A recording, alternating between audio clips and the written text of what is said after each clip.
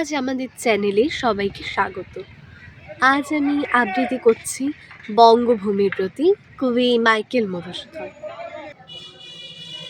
বঙ্গভূমির রেখো মা দাসের মনে এ মিনতি করি পদে, সাধিতে মনের স্বাদ ঘটে যদি পরমা, মধুহীন করোনা তব মন কোকোনাদ, প্রবাসে দৈবের বসে জীব তারা যদি কষে, এ দেহ আকাশ হতে নাহি খেত তাহি, জন্মিলে মরিতে হবে অমরকে কোথা কবে, চিরস্থির কবে নের হায়রে জীবন নদী, কিন্তু যদি রাখো মনে নাহি মা ডোরি সমনে, মক্ষিকাও বলে না মা পড়িলে অমৃত হ্রদে, সেই ধন্য নরকুলে লোকে যারে নাহি বলে, মনের মন্দিরে সদা সেবে সর্বজনা, কিন্তু কোন দোষ আছে গুণ আছে যাচিব তব কাছে, হেন অমরতা আমি কহ গো শ্যামা জন্ম দে, তবে যদি দয়া করো ভুল দোষ গুণ ধরো, অমর করিয়া বর দেহদাসী সুবর দে,